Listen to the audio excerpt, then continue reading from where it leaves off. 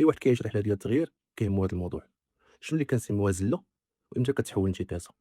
مع غتسالي هذا الفيديو غتحس راسك طورتي واحد المناعه تجاه واحد المجموعه ديال الافخاخ كيديرها لك راسك باش ترجع للعاده القديمه. قبل نشرحوا المفاهيم بجوج خصنا نفهموا شنو هي رحله التغيير. اللي بغيت نقصد بها هو نهار كتقرر انك تحيد شي سلوك ادماني ولا سلوك قهري، اولا تادوبتي واحد السلوك زوين، مثلا تمشي لاصال اولا تنقي الحميه ديالك.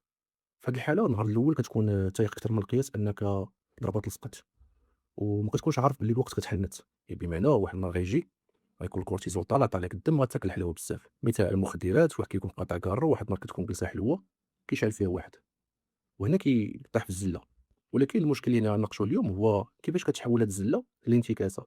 الانتكاسه هي ملي كتفوندي، الزله كتغلط والانتكاسه كتفوندي كتولي عندك لايف ستايل. شنو كيطرا هنا هي مجموعه الاليات كيستعملها الدماغ ديالك باش يرجع للانتكاسه، حيت هو عنده ربح الانتكاسه مجموعه ديال الدوبامين بدون مجهود، بحال انه ياكل السقاطه عكس انه ياكل ماكله نقيه، او ما يمشيش لاصا يبقى كاس وقهوه، او مثلا يرجع يكمي احسن يبقى مقطوع ومستريسي. في هذه الحاله شنو كيبدا معاك؟ كيبدا معاك بالاليه ديال جلد الذات. انت ما فيديكش، انت ما تقدش على هذا الشيء، انت ما عمرك التزمتي، انت انت ماشي كيما كتشوف راسك بحال الناس ديال الانستا. في هذه الحاله كيطلع لك الكورتيزول وكتولي انت هي اضحيه جاهزه باش تكونسومي الدوبامين.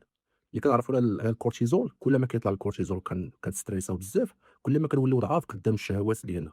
الاليه رقم جوج هي التعويض السلبي، هي الا تكون منظم الحميه ديالك.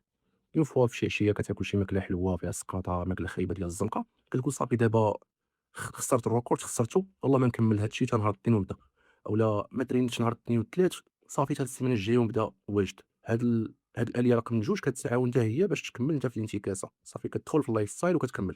الاليه رقم ثلاثه هي الرغبه في الكمال. كتحس بالعقل ديالك بحال حاطك في واحد المسابقه، الا غيبتي حصه وحده في لاصال صافي بلاش، ما تربيش الفورمه، ولا الا كلتي غير واحد شي تميل في السيمانه زلقتي، صافي ما غتربيش فورمه. هنا الدماغ كيوظف كاع الاليات اللي عنده باش يخليك تغرق في الانتكاسه. كل ما غرقتي بمعنى هو عنده مور دوبامين، كل ما عطيتي دوبامين كثر هو راه عنده فيها ربح. شنو اللي كيضعفنا في هذه الاليات كاملين اللي نشوفوا؟ اول حاجه هو جلد الذات. جلد الذات سيلف سابوتاج، كيطلع لك كورتيزول، اش كتبقى تسمع الهضره بحال شي واحد كينقر عليك الفوق، كيقول لك انت ما تسواش، انت ما فيديكش، انت عمرك التزمتي في هذه، انت عمرك طفرتي في هذه، انت عمرك تربي فورمه، حيت انت ما كتلتزمش.